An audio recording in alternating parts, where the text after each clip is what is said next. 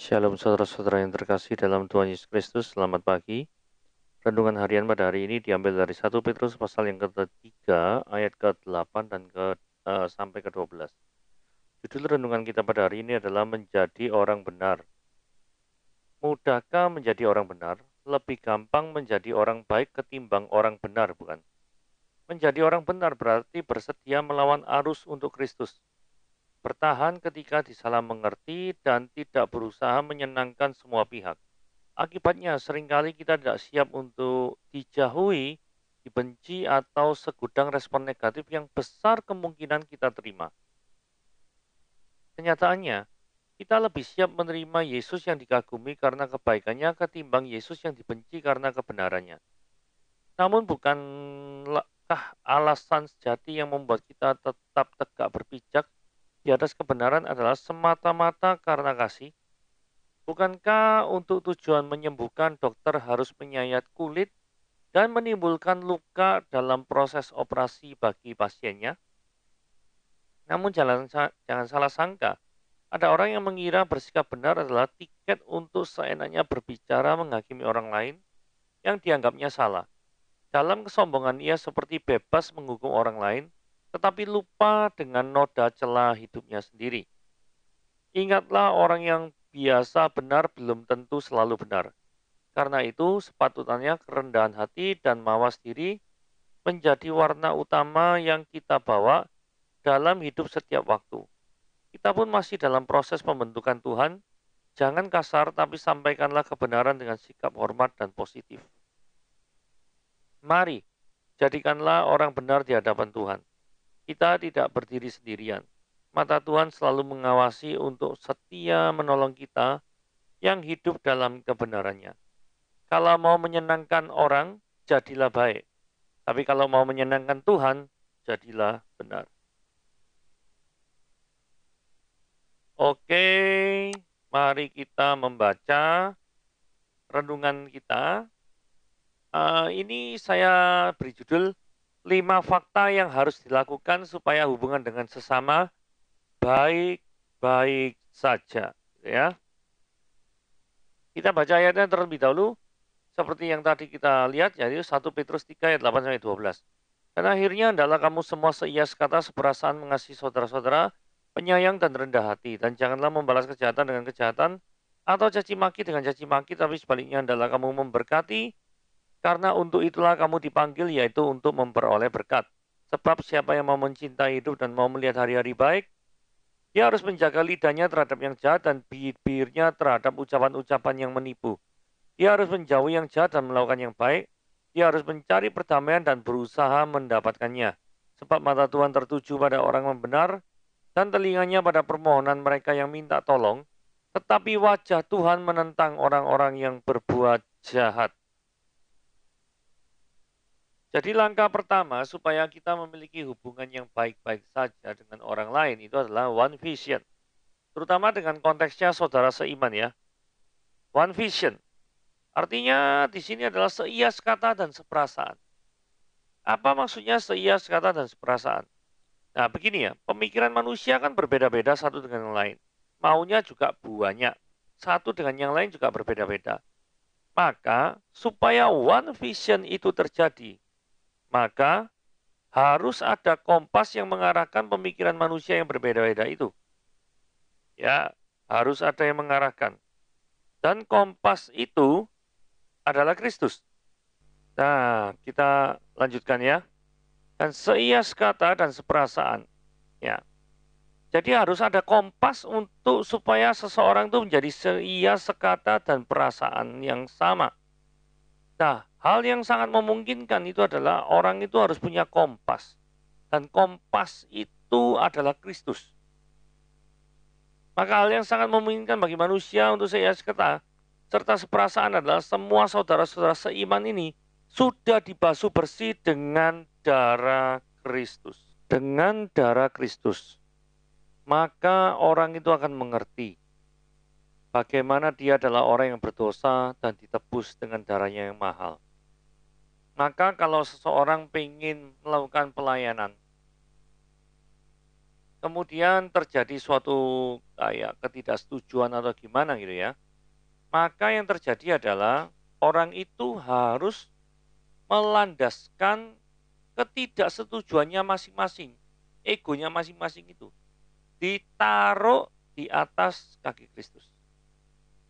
Jadi artinya jangan sampai adanya ego masing-masing. Padahal ketika Kristus Yesus mati di kayu salib, dia itu melepaskan egonya. Dia adalah anak Allah yang hidup yang tidak seharusnya mati di salib. Nah, dengan pemikiran seperti ini, kompasnya adalah Kristus. Masih ingat ya? Kompasnya adalah Kristus. Maka orang akan bisa berpikir, oh iya, kita harus meneladani Tuhan kita. Tuhan kita adalah raja yang seharusnya tidak lahir di kandang. Tidak perlu dia lahir di kandang. Tapi faktanya dia itu lahir di kandang, merendahkan dirinya, bahkan sampai mati di kayu salib. Salib adalah hukuman yang terkutuk untuk menyelamatkan kita semua. Nah, berarti karakteristik daripada Tuhan Yesus adalah orang yang rendah hati dan mengasihi satu dengan yang lain. Nah, karakter seperti itulah yang kita tiru. Jadi kembali lagi, one vision, seias kata, hanya mungkin ketika seseorang itu mengaplikasikan segala karakter Kristus di dalam hidupnya. Yang kedua, masih dalam kategori one vision, yaitu mengasihi saudara-saudara, menyayangi dan rendah hati. Sebelum kita bisa mengasihi sesama kita, maka kita harus memiliki cara pandang yang sama dalam menilai keberadaan manusia sebagai gambar dan rupa Allah. Maksudnya begini ya, kalau misalnya kita berhadapan dengan orang lain, terus orang lain itu melakukan kesalahan, orang yang tidak mengenal Kristus pasti akan dengan mudahnya ngomong, goblok kamu tidak bisa kerja, misalkan seperti itu. Atau kamu keluar, misalkan seperti itu ya. Jadi hal-hal seperti itu, mencaci maki atau merendahkan orang lain, itu bisa dilakukan oleh orang-orang yang tidak mengenal Tuhan. Karena kalau dia mengenal Tuhan, maka cara dia memperlakukan orang lain yang adalah gambar dan rupa Allah. Nah, ini kuncinya ya. Orang yang engkau mau caci maki, itu sebenarnya adalah gambar dan rupa Allah loh. Karena manusia itu dicipta segambar dan serupa Allah. Di Kejadian 1 ayat 26 gitu ya. Segambar dan serupa Allah. Jadi kalau engkau tidak memiliki konsep ini, maka akan demikian mudah bagi Anda itu untuk mencaci maki orang lain. Karena engkau tidak mengetahui konsep bahwa manusia diciptakan segambar dan serupa Allah. Kita harus menghargai. Wong Tuhan saja loh, melihat manusia berdosa, yang melanggar segala perintah-perintahnya, itu rela mati untuk mereka kok. Mau mengampuni kok. Masa sekarang kita tidak mau mengampuni orang yang bersalah? Berikutnya kita harus mengerti bahwa Allah itu memiliki rencana yang indah bagi setiap manusia. Ini maksudnya apa lagi ya? Di dalam hubungan bersama gitu ya. Seringkali kita melihat ada orang ini kok tidak mampu mengerjakan ini, orang ini tidak mampu mengerjakan ini. Bagi kita, waduh orang ini tidak berguna sama sekali. Nah, kalau kita memiliki suatu pemikiran, waduh orang ini tidak berguna sama sekali, maka hubungan kita dengan orang itu akan jadi renggang. Wah, padahal belum tentu orang itu tidak bisa berbuat apa-apa. Ada kemungkinan orang itu memang tidak cocok di posisinya. Sehingga perlu dipindah atau dia belum menemukan sesuatu yang menjadi passionnya.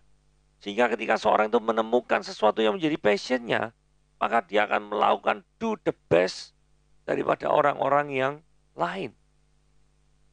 Artinya kita harus mengerti, Allah itu memiliki rencana yang indah bagi setiap manusia. Oke? Berikutnya, golden rule. Jadi yang pertama kita harus memiliki one vision. Ya.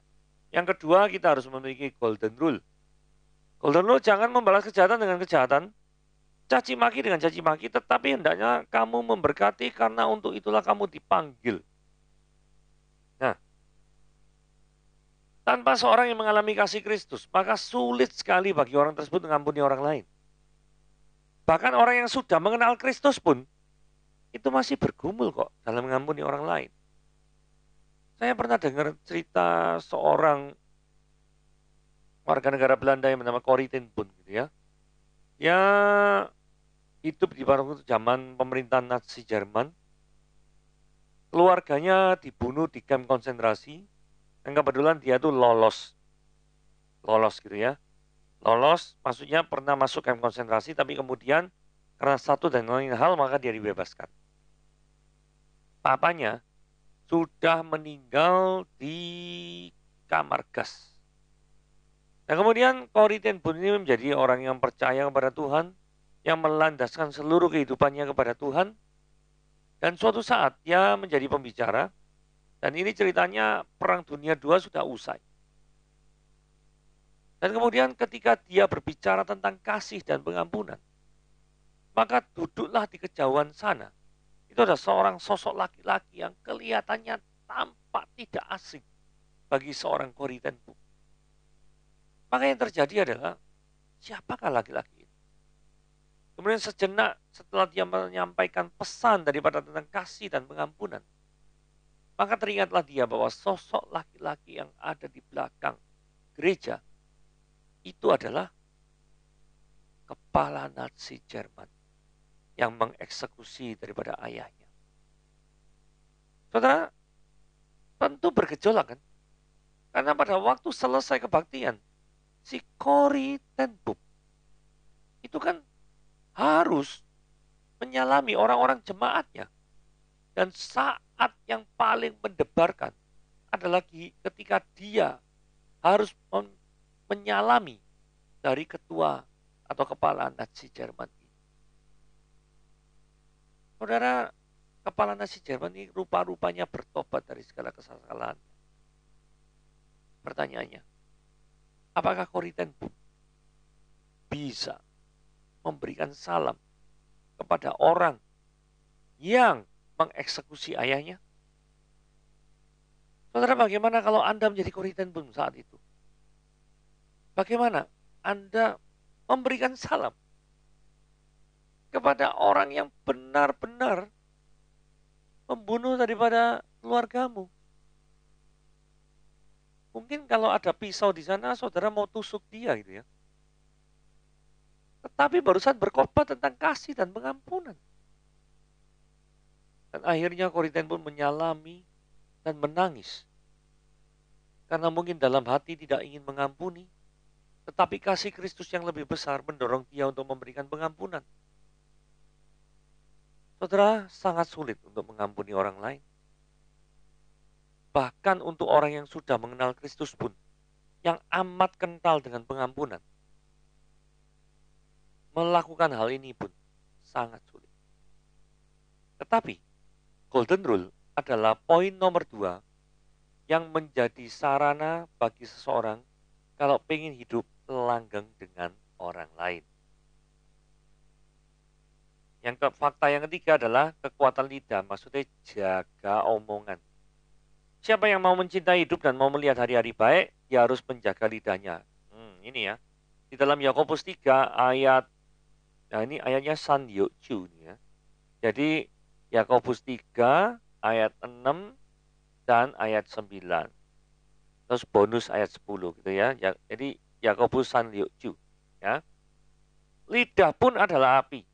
Dia merupakan dunia kejahatan dan mengambil tempat di antara anggota-anggota tubuh kita sebagai sesuatu yang dapat menodai seluruh tubuh dan menyalakan roda kehidupan kita, sedang ia sendiri dinyalakan oleh api neraka. Betapa bahayanya lidah. Karena dengan lidah orang bisa mengaruhi orang yang lain, dan dengan lidah pula maka kita bisa menjatuhkan orang lain. Ayat 9 dikatakan gini, dengan lidah kita memuji Tuhan, dengan lidah kita mengutuki manusia yang dicipta menurut rupa Allah yang tadi disinggung gitu ya. Dari mulut yang satu keluar berkat dan mulut yang satu keluar kutuk. Hal ini saudara-saudara tidak boleh terjadi demikian. Jadi saudara-saudaraku sekalian, kekuatan lidah omongan ini sangat perlu kita perhatikan kalau kita berrelasi dengan orang lain. Jangan sampai menciptakan suasana-suasana yang memojokkan orang lain sehingga menciptakan situasi yang tidak kondusif. Karena kalau situasi itu tercipta, maka hubungan Anda tidak mungkin langgeng dengan orang lain. Padahal judul renungan hari ini adalah 5 fakta yang membuat hubungan Anda baik-baik saja. Mau hidup baik-baik saja dengan orang lain tanpa menciptakan musuh, maka jaga mulutmu. Ya. Yang keempat, hari baik dengan perdamaian. Dia harus menjauhi yang jahat dan melakukan yang baik. Dia harus mencari perdamaian dan berusaha mendapatkannya. Dan seringkali orang tuh ingin melihat hari-hari baik, tetapi dengan cara ngorban orang lain atau nyalakan orang lain supaya dirinya aman. Nah, kalau ini yang saudara lakukan, maka Anda tuh pengen menciptakan hari baik dengan kekerasan, dengan merugikan orang lain. Terus kalau dipikir-pikir ya, apa yang bisa dibanggakan dari seorang yang sukses dengan cara mengorbankan orang lain? Yang bisa dibanggakan tuh apa gitu loh. Selain daripada kebejatan dan keberdosaanmu. Jangan sampai kita tuh pengen untung, tetapi membuat orang lain buntung. Saudara, saya pernah cerita ya dalam beberapa episode yang lalu, yang ya agak lama ya, tentang drama film Vagabond itu ya. Saya cerita sekilas ya. Jadi ada 2 tender pesawat gitu ya. Supaya 2 tender perusahaan yang menawarkan pesawat kepada pemerintahan Korea. Satu perusahaan A, satu perusahaan B, katakanlah demikian. Nah, perusahaan A ini pengen menang tender gitu loh. Nah, caranya gimana? Dia itu pengen membuat seolah-olah perusahaan B ini sangat buruk sekali. Dan bagaimana cara yang dia lakukan? Cara yang dia lakukan adalah menaruh seorang teroris di dalam pesawat B. Terus kemudian pesawat B itu ditaruh bom. Kemudian pesawatnya itu dibom dan jatuh. Dan sehingga yang terbentuk oleh image publik adalah, oh ini pesawat maintenance tidak benar ini ya, pesawat B ini. Sudahlah, pemerintah Korea, mendingan Anda memilih daripada apa? Pesawat A.